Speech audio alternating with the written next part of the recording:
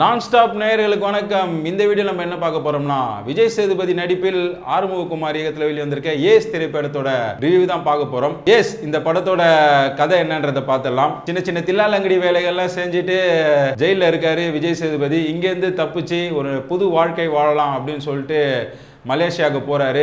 அங்க போனோடனே கதாநாயகியோட ஒரு காதல் வயப்படுறாரு. அந்த கதாநாயகிக்கு ஒரு பண பிரச்சனை. அதுக்காக ஒரு வங்கி கொள்ளையில ஈடுபட போய் அதுக்கப்புறம் விஜய் சேதுபதி வாழ்க்கையில என்னென்ன மாதிரியான மாற்றங்கள் நடந்தது அப்படின்றது தான் இந்த படத்தோட கதை. இப்போ இந்த படத்தோட பிளஸ் மைனஸ் என்னன்னு பார்த்தலாம். படத்தோட பிளஸ் விஜய் சேதுபதி தான் சொல்லணும்.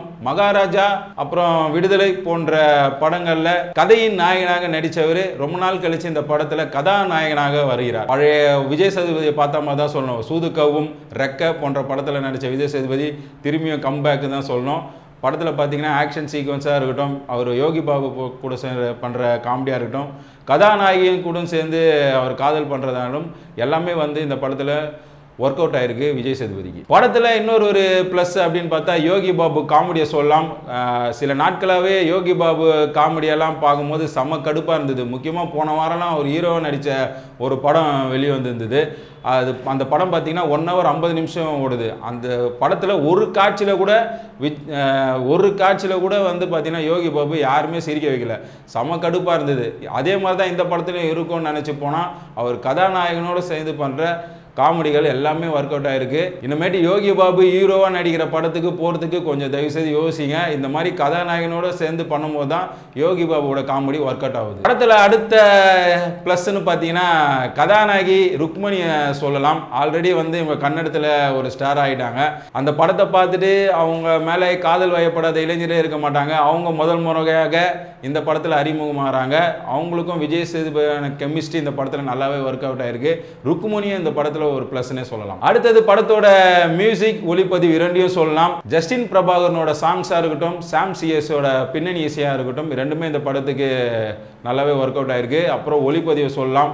மலேசியாவில் எந்த இடத்துல போய் கேமரா வச்சாலும் அவ்வளோ அழகாக காட்டியிருக்காரு. ஒளிப்பதும் இந்த படத்துக்கு மிகப்பெரிய ப்ளஸ். படத்தில் மைனஸ் இருக்கு. சில இடத்துல சில காட்சிகள் வந்தால் ரொம்ப பெருசாக இருக்கு. முக்கியமாக ஒரு இடத்துல விஜய் சேதுபதி சூதாடுறாரு.